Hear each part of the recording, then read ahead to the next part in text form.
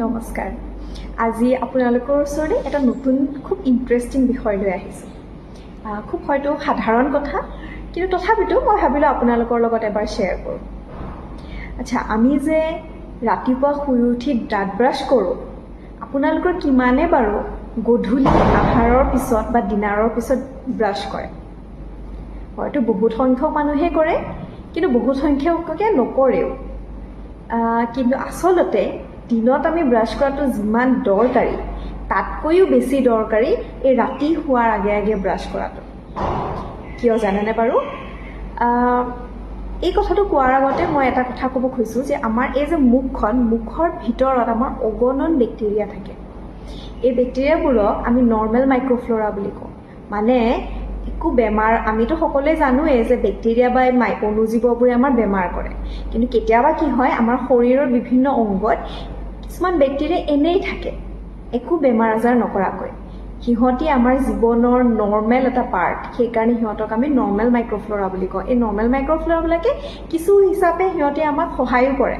আমাৰ শৰীৰত তাহাঁতি থাকে আৰু লগতে আমাক সহায়ো কৰে। সেইকাৰণে আমাৰ মুখৰ ভিতৰতো অগণন এনেকুৱা ধৰণৰ নৰ্মেল মাইক্ৰ'ফ্ল'ৰা আছে।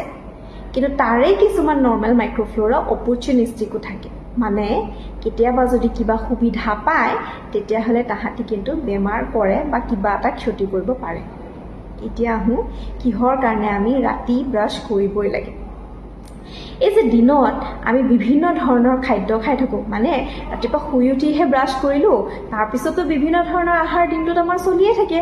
সেয়া লাগিলে স্নেক্সৰ নামত হওক বা ব্ৰেকফাষ্ট, লাঞ্চ, ডিনাৰ হওক বা চকলেট হওক, আইচক্ৰীম হওক, বিভিন্ন ধৰণৰ খানা বা বিভিন্ন ধৰণৰ খাদ্য আমি দিনটোত লৈয়ে থাকোঁ।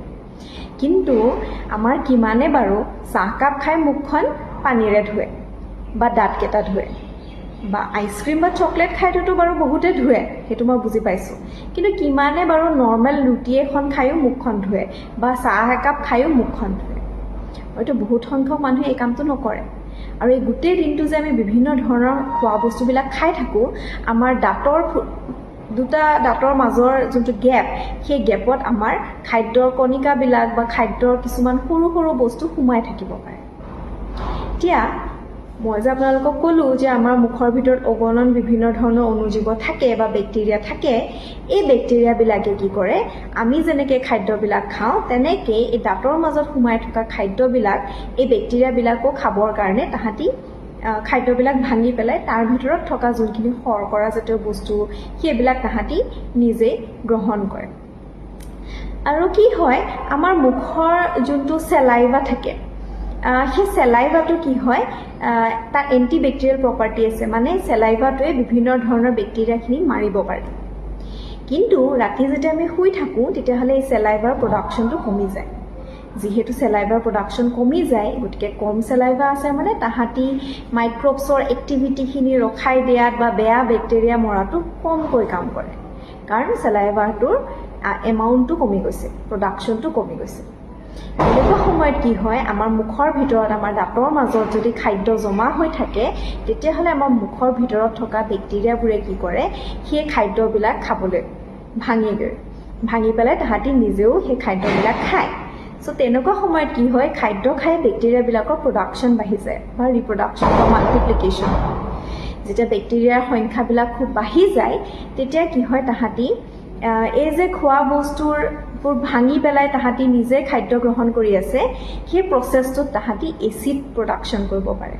আৰু এই এচিডখিনি যেতিয়া সঘনাই প্ৰডিউচ হৈ থাকে, তেতিয়া আমাৰ দাঁতৰ বাহিৰৰ যোনটো তৰপ, এনামেল বুলি কয়, সেই এনামেলটো ক্ষয় কৰা আৰম্ভ কৰে, যাৰ ফলত কেভিটি হ'ব পাৰে। আকৌ কেতিয়াবা মন কৰিছে চাগে যে আমাৰ মুখখনৰ পৰা খুব গোন্ধ আহে। গোন্ধ অহাৰ এটা কাৰণ হৈছে এই মুখৰ ভিতৰত যে বেক্টেৰিয়াবিলাক যদি খুব বেছি জমা হৈ যায় আৰু তাহাঁতে যে এই দাঁতৰ ভিতৰত জমা হৈ থকা খোৱা বস্তুবিলাক খায় বা খোৱা বস্তুবিলাক ভাঙি তাৰ ভিতৰৰ পৰা শৰ্কৰা জাতীয় বস্তু বা গ্লুক'জ জাতীয় বস্তু বা কাৰ্বহাইড্ৰেট জাতীয় বস্তুখিনি ল'ব খোজে, তেতিয়াও এই প্ৰচেছটোত কি হয়, কিছুমান এই খোৱা বস্তুবিলাক ভাঙাৰ কাৰণে বা বিভিন্ন ৰিয়েকশ্যনৰ কাৰণে বা এচিড প্ৰডাকশ্যন হ'ল, এইবিলাকৰ কাৰণে কেতিয়াবা মুখৰ পৰা, মানে আল্টিমেটলি মই ক'ব বিচাৰিছোঁ যে বেক্টেৰিয়াই যিহেতু মুখৰ ভিতৰত থকা খোৱা বস্তুখিনিৰ ওপৰত ক্ৰিয়া কৰি আছে, গতিকে আমাৰ মুখখন গোন্ধাব পাৰে।